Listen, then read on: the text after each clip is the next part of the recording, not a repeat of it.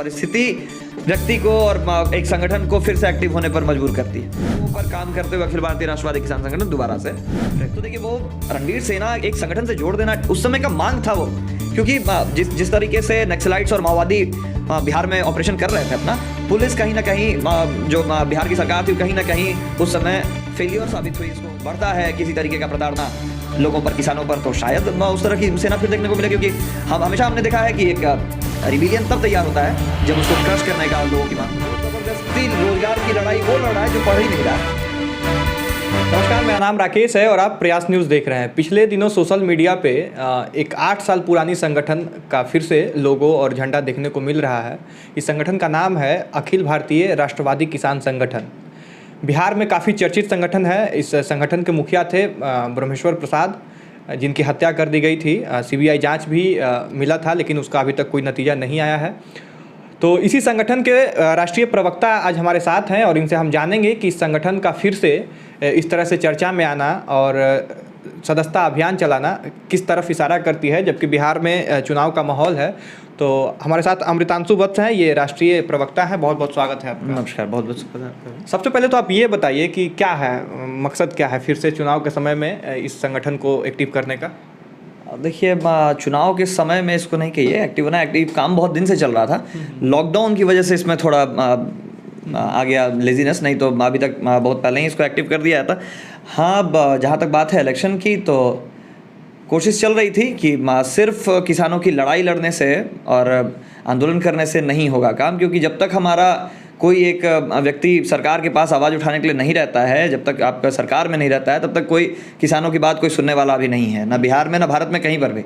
अभी तक हमने नहीं देखा कि कोई भी किसान उठकर वहाँ तक पहुँच पाया है जो कि अपनी लड़ाई और किसानों की लड़ाई लड़ सकता है। तो शायद आगे चलकर ये हमारी कोशिश रहेगी कि कुछ किसानों को हम वहाँ भेजें ताकि किसानों के हक की मांग रखी जा सके कैबिनेट में या फिर आपको संसद में। और इस माध्यम इस चीज़ को लेते हुए भी हमने कोशिश चलाई है कि अखिल भारतीय राष्ट्रवादी किसान संगठन को फिर से विस्तृत रूप देने का। बहुत दिन से बंद था, जैसा आपने बताया 8 साल पुराना संगठन, 8 साल से बंद है एक्चुअली। ऐसे तो है 20-25 साल पुराना संगठन, लेकिन 8 सालों से इस पर रोक लगा हुआ था और कुछ कारणवश उतना एक्टिव नहीं हो पाया मुखिया जी के मरने के बाद। लेकिन जो नई पीढ़ी आई, जो मुखिया जी के पोते चंदन सिंह जी जब इसके कार्यकारी अध्यक्ष अभी मनोनीत किए गए हैं, वही मेरा अगला सवाल वही है कि जब ये संस्था जब इतनी पुरानी संगठन इतनी पुरानी है और इसके मुखिया की हत्या हो गई, उसके बाद से संगठन सक्रिय नहीं रही क्षेत्र में। अब जब ये शुरू हो रही है तो कैसे चल रहा है, इसमें किसके नेतृत्व में संगठन चल रहा है, ये सब बारे में थोड़ा बताएं लोगों को।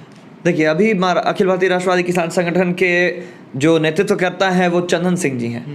मुखिया जी के पौत्र हैं, सबसे बड़े पौत्र हैं और काफ़ी जानकार व्यक्ति हैं, पढ़े लिखे हैं। और हम लोगों ने ये डिसीजन लिया कि नहीं, कोई ऐसे व्यक्ति को ही अभी बनाना चाहिए कार्यकारी अध्यक्ष जो इन सब चीज़ों को बचपन से देखते आ रहा है, जो उस माहौल में रहा है। मुखिया जी के साथ रहे हैं चंदन जी, तो उनको इस चीज़ का प्रॉपर जानकारी है कि हाँ कैसे शुरू हुआ था, कैसे किसान की लड़ाई उन्होंने वो फेस किया है, देखा है।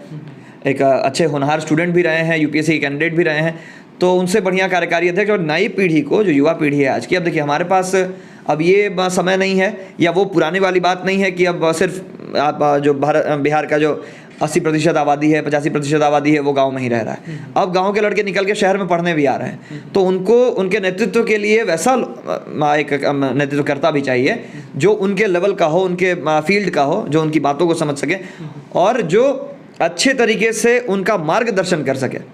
अखिल भारतीय राष्ट्रवादी किसान संगठन अब सिर्फ किसानों की लड़ाई नहीं लड़ेगी, किसान के बच्चों की, जो किसान प्रताड़ित हो चुके हैं 90 के दशक में, जिनके परिवार खत्म हो चुके हैं, जिनके परिवारों ने माले और ये माओवादियों से लड़ाई लड़ते लड़ते अपना पूरे परिवार की कुर्बानी दे दी, जिनके मुखिया नहीं रहे, जिनकी बेटियों की शादी नहीं हो पाई, उन सब की लड़ाई। देखिए, जितने दिन से संगठन बंद रहा, इन 8 साल कोई छोटा मोटा समय नहीं है, 8 साल से बंद रहा। लोगों का हमसे लगातार क्वेश्चन था, हमसे ही नहीं, मुखिया जी के पौत्र से भी था, जो भी राष्ट्रवादी किसान संगठन के मुखिया थे, उनसे लगातार ये सवाल रहा कि आखिर उन लोगों का क्या जो शहीद हो गए, जिनका परिवार तबाह हो गया इस आंदोलन में, जिनके बाल बच्चों को अच्छा एजुकेशन नसीब नहीं हुआ, जिनको मजबूरन बाहर गार्ड की नौकरी करने पड़ी 50-50 बीघा रहते हुए घर में, तो इसके लिए आखिर आप लोगों ने क्या किया? संगठन के लिए लोगों ने अपनी जान गंवाई, लेकिन संगठन आखिर क्या किया उन लोगों के लिए? तो इन सब चीज़ों को मद्देनज़र रखते हुए 2-3 साल से इस पर काम चल रहा था 2017-16 से, लेकिन एक ब्लूप्रिंट तैयार अब जाकर हुआ और उस पर काम करने का जो एक दिशा निर्देश जो बनाया गया, अब रणनीति के तहत इस साल 2020 में इसको लॉन्च किया गया है।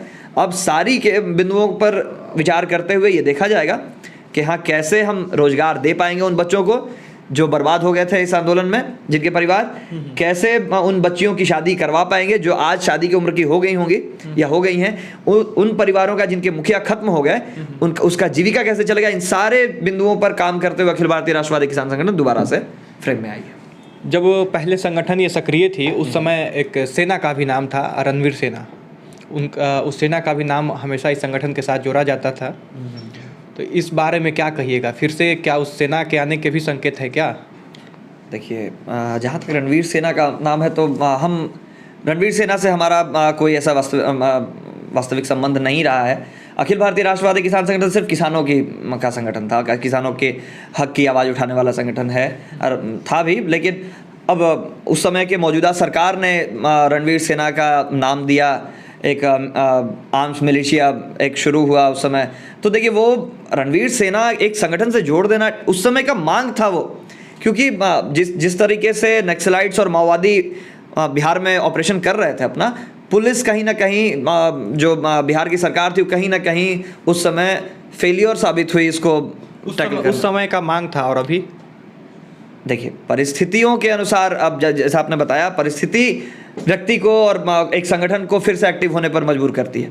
अगर उस तरह का सिचुएशन फिर से आता है बिहार में, या फिर बढ़ता है किसी तरीके का प्रताड़ना लोगों पर, किसानों पर, तो शायद उस तरह की सेना फिर देखने को मिले, क्योंकि हमने देखा है कि एक रिबिलियन तब तैयार होता है जब उसको क्रश करने का लोगों की मांग को शुरू किया जाता है। अभी बिहार में चुनाव होने वाली है जी, और आपकी संगठन जो है सक्रिय हो रही है धीरे धीरे। कहीं राजनीतिक के तरफ भी तो कोई इशारा नहीं ना है?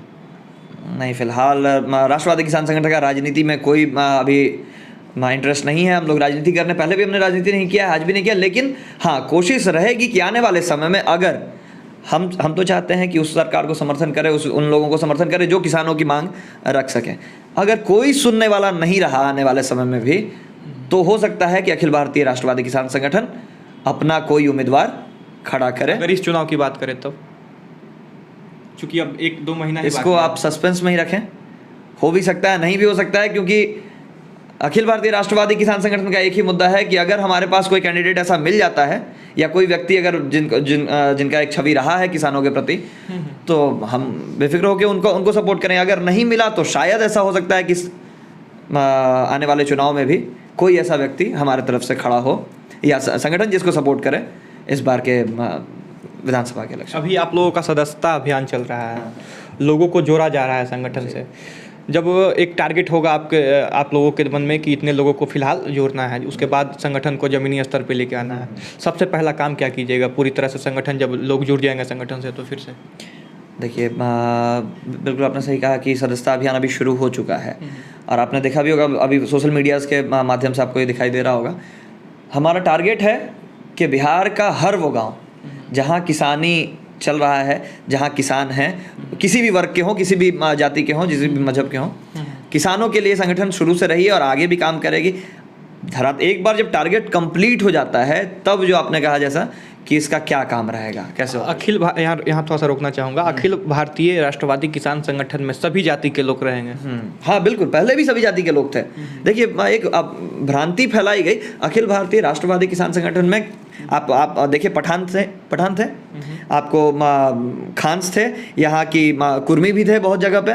नालंदा डिस्ट्रिक्ट में कुर्मियों ने सपोर्ट किया था राष्ट्रवादी किसान संगठन को, कहीं कहीं पे यादव समाज के लोग भी थे जिनके पास भी जमीन थी, क्योंकि नक्सलाइट और माओवादी जब घेराबंदी करते थे, जिस समय पूरे गांव को घेराबंदी किया था, तो वो ये नहीं देखते थे कि जाति से आप क्या हैं, आपके पास ज़मीन होनी चाहिए, आप ज़मींदार हैं, आपके पास प्रचुर मात्रा में ज़मीन है, उस पर उनका लाल झंडा गाड़ता था। सरकार से भी लड़ने के लिए तैयार है किसानों के लिए, बिल्कुल, किसानों के हक के लिए। मुखिया जी का जो अंतिम इच्छा था, जो अंतिम लड़ाई उनकी थी, किसानों की लड़ाई तो लड़ेंगे ही, मजदूरों की भी लड़ाई लड़ेंगे, और उसी चीज़ को आगे बढ़ाते हुए अखिल भारतीय राष्ट्रवादी किसान संगठन उनके लास्ट जो अंतिम सपना था उसको पूरा करने में पूरी ताकत लगाकर मगध में काम करेगी और इस बार लड़ाई सिर्फ किसानों की नहीं, मजदूरों की भी। इस बातचीत को यहीं पे ख़त्म करते हैं। बहुत बहुत धन्यवाद।